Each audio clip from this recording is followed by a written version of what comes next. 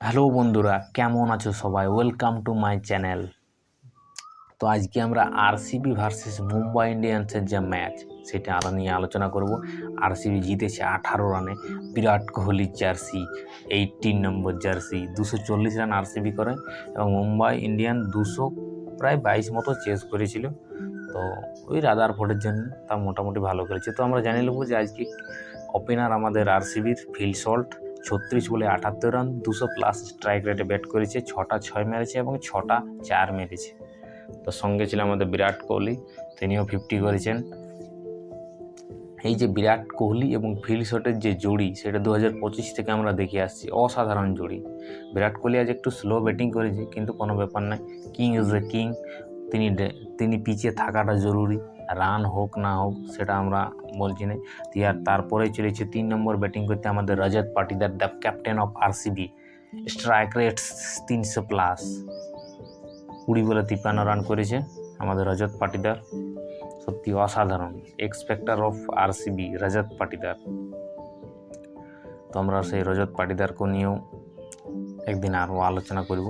তো তার আগে আজকে রজত পাটিদার ভালো খেলেছে, এবং তারপরেই চলে এসেছেন আমাদের ফিনিশার কিং টিম ডেভিড অসাধারণ খেলেছে। এবং টিম ডেভিড যে এত কম টাকায় এত ভালো খেলছে, মানে হিসাবের বই। যেখানে আমাদের কলকাতা ক্যামেরন গ্রিনকে কত টাকায় কিনেছে, প্রায় 20 কোটি প্লাস, সেখানে ক্যামেরন গ্রিন 1 রান নিচ্ছে, খেলতেই পারছে না, কোনো চেঠাই নেই, খেলতেই পারছে না। এইভাবে কি খেলা হয়?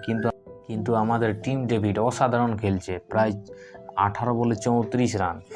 ফিনিশারের রোল এত সুন্দর। আগের দিন তো 70 run, player of the match ছিল টিম ডেভিড। তো এটা রোহিত শর্মার সঙ্গে টিম ডেভিড মজাক করছে এবং আম্পায়ার বল চেঞ্জ করছে, সেটারই আর কি কিছু একটা মোমেন্ট বটে। তো টিম ডেভিড আগে মুম্বাই হয়ে খেলতো, তো সত্যি সেই স্মৃতিগুলো মনে করছেন। টিম ডেভিড, যিনি সিঙ্গাপুরের প্লেয়ার এবং অস্ট্রেলিয়া থেকে খেলেছে।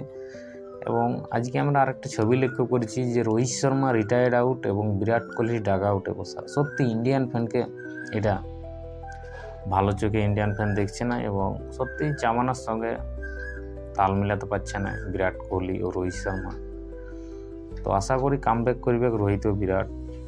তো আমরা ইয়ার আশাই করতে পারি, ইয়ার বেশি কিছু করতে পারি না।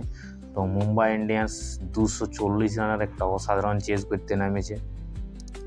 রিয়ান লিকুইল্টন কিছু একটা রান করেছে, রোহিত শর্মাকে কিছু করে আউট হয়ে যায়, রিটায়ার আউট হয়ে যায়। তারপরে আমাদের সূর্যকুমার যাদব, তিলক বর্মা, এগুলো খেলতেই পারছে না। একটা প্লেয়ার অফ দ্য ম্যাচ নেই অতদিন থেকে। সূর্যকুমার যাদব না তিলক বর্মা, কেউ খেলতে পারছে না। হার্দিক পান্ডিয়া 40 রানের একটা কাপ্তানি পারি খেলে। হার্দিক পান্ডিয়া মোটামুটি ভালো খেলেছে। তো বাকি আরেকজন রাদারফোর্ড বলে আছে, তো উনি 70 রানের ইনিংস খেলেছে বলে 22 রানে হারিয়েছে, না তো মুম্বাই ইন্ডিয়ান্স তো আগেই হতাশা নিয়েছে, কোনো ম্যাচে ছিলই নেই মুম্বাই ইন্ডিয়ান্স।